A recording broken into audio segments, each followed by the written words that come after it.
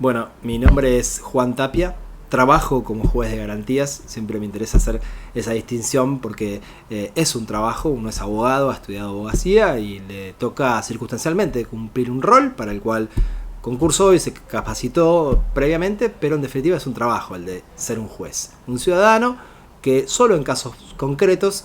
tiene la obligación y la potestad de juzgar acciones de sus pares. Juzgar no trayectorias de vida, formas de pensar, ideologías,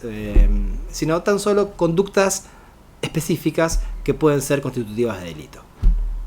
Una de las cuestiones que en estos días me parece importante reflejar tiene que ver con las facultades de uno de los aparatos que tiene el Estado para ejercer su poder punitivo. Probablemente el más conocido por toda la ciudadanía, que es el aparato policial, la policía, pero seguramente el menos comprendido en cuanto a sus dinámicas propias y en cuanto a muchas de sus prácticas y rutinas cotidianas. Dentro de esas facultades que tiene la policía para poder interceptar personas en el espacio público, eventualmente intervenir sobre ellas, tomando sus datos, obteniendo pequeñas declaraciones sobre sus condiciones personales, medios de vida, domicilio, etc., se encuentra la facultad para detener a las personas que no tengan una forma de identificarse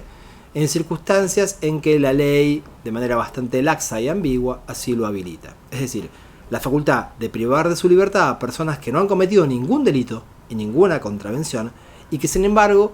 pueden ser privadas de su libertad hasta por 12 horas sin autorización judicial alguna,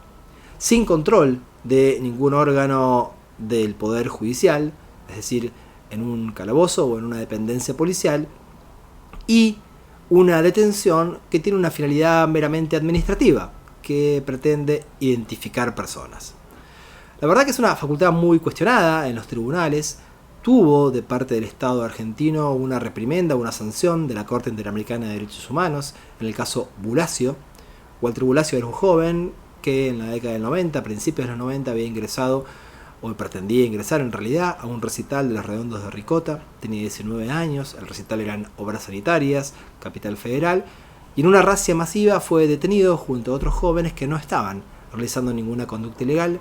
Fue trasladado en abreviación de antecedentes, así se llamaba en ese momento la figura, a la comisaría 35ª de Capital Federal, y ahí apareció muerto,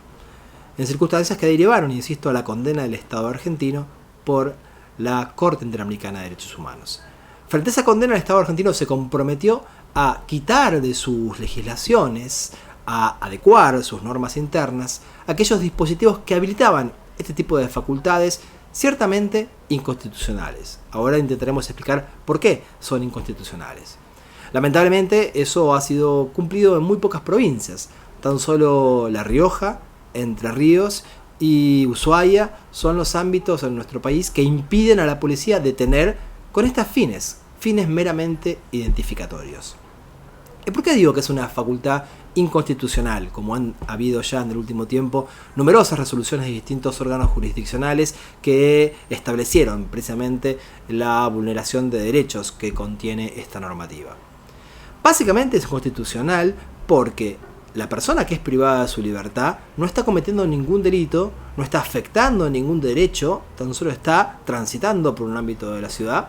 de modo tal que si para aquel que comete un delito solo existe la posibilidad de que la policía lo detenga en flagrancia, para aquel que no está cometiendo ninguna infracción, claramente se está violentando el principio de libertad que establece nuestra Carta Magna. El derecho a la libertad de circular, sobre todo, insisto, cuando no se están afectando derechos de terceros.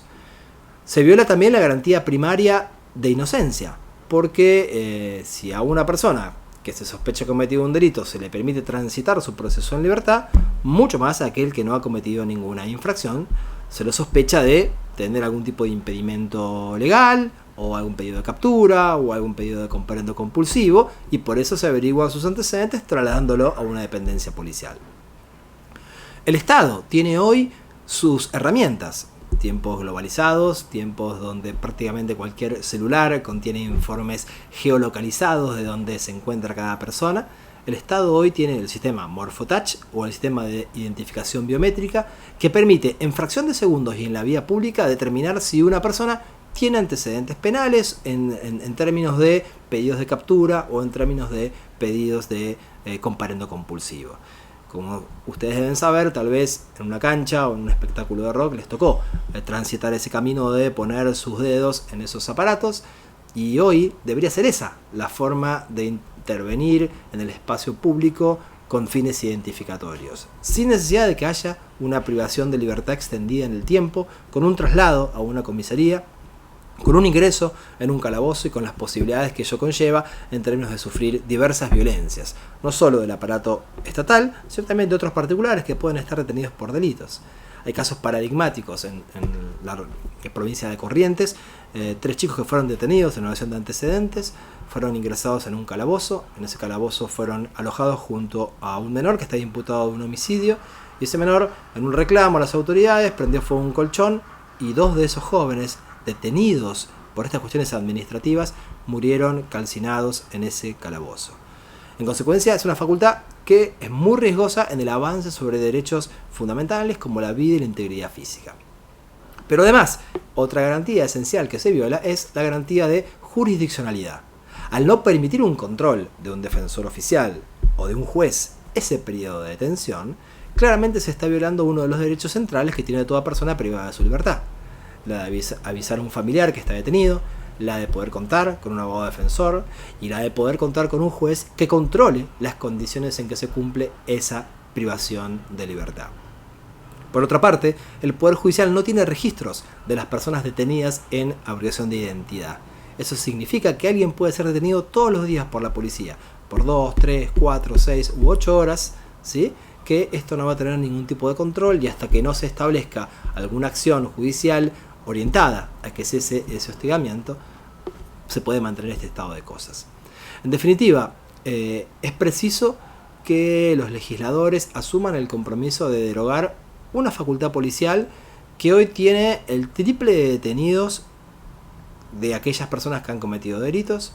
que hoy vulnera derechos esenciales de un montón de jóvenes de nuestra comunidad, que no tiene ninguna función de prevención del delito, que solamente se cumple con fines administrativos, pero que vulnera una serie de derechos fundamentales de gran parte de la ciudadanía. Hasta tanto ello suceda, es preciso también que quienes sufren una violación a sus derechos a transitar por la ciudad, por el país, una restricción a sus derechos a la libertad, entablen acciones judiciales simples que se pueden entablar sin necesidad de un abogado a través de un escrito, se llaman habeas corpus, orientada precisamente a que se hagan cesar estas intervenciones coercitivas del Estado a través de sus fuerzas de seguridad. Y es fundamental que toda la ciudadanía haga velar sus derechos, porque a partir del conocimiento de los derechos, a partir de la comprensión de nuestras facultades como ciudadanos, es que podemos establecer los límites a la intervención del Estado en las acciones cotidianas que pueden precisamente vulnerar derechos fundamentales.